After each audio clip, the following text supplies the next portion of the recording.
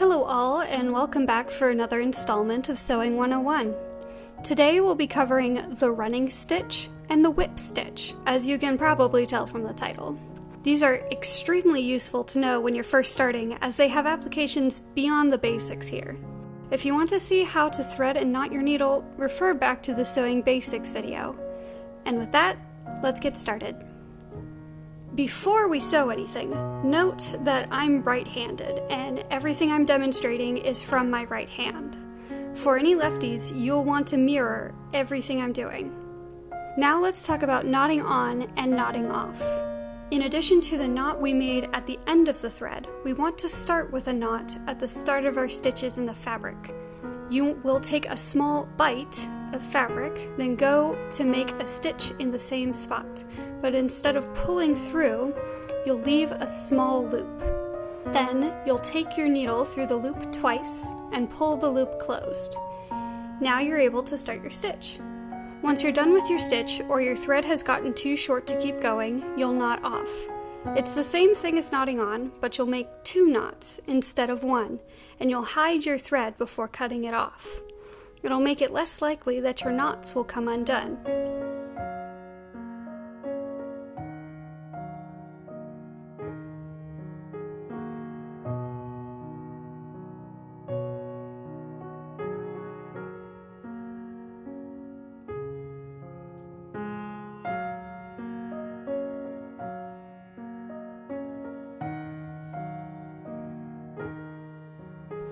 Note that it is very easy when you're first starting out to sew too long and your thread is too short to knot off with. In this case, you'll have to undo several stitches in order to have enough thread to knot off with. Trust me, it's more than you think you'll need. First, some things to keep in mind when sewing.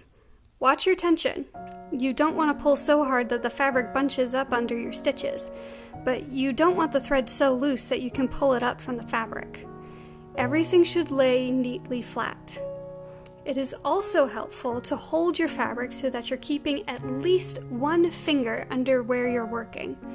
It helps you manipulate both the fabric and the needle so that your stitching looks nicer. If you're having trouble moving the needle through thick fabric, use a thimble. Now for your running stitch, also called a basting stitch when used to keep 2 pieces of fabric together temporarily. You'll want to sew this stitch with 1 thread. The way you do that is to make sure you have a long end and a short end of your thread. The long end should have your knot on it.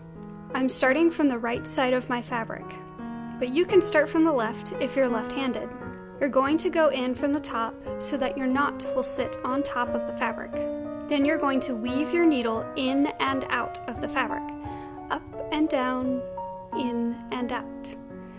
The goal is to make your stitches as even as possible. They don't have to be tiny, but don't make them too huge either. If you want a measurement reference, they should be about 1 inch long.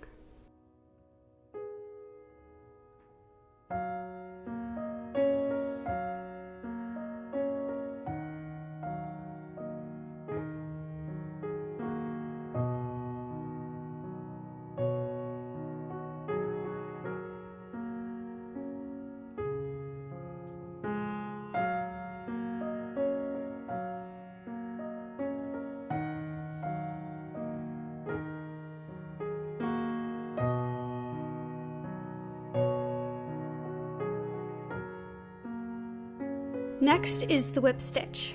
I find this the most universal stitch as it's solid and simple. If you don't remember any other stitch, remember the whip stitch. This stitch is also done with a single thread. I prefer to hold my fabric so the direction I'm sewing in is up and down, but you'll get a sense of what's most comfortable for you. Once you've knotted on, you'll hold the needle perpendicular to the direction you're sewing in and go through the fabric just below the knot. Make a straight stitch under the fabric and pull your needle through. Now move down and put your needle through the fabric again. This will create an angled stitch. Keeping your needle perpendicular, you'll make another stitch. And repeat. A successful whip stitch will have angled stitches on your working side and straight stitches on the underside. When you're working on a garment, your angled stitches should be on the wrong side or the inside, and your straight stitches should be on the outside, or what people will see on the right side. For this exercise, where you're learning, feel free to play with how big or small your whip stitches are, putting more or less space vertically between stitches. How do these variations change the look of your angled stitch?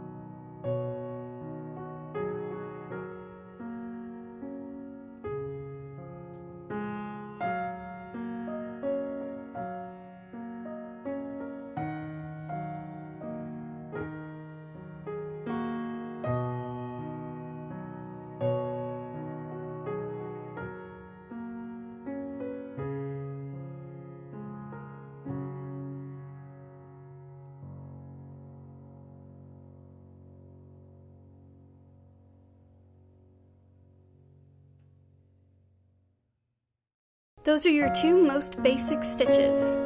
Until I see you again, happy sewing!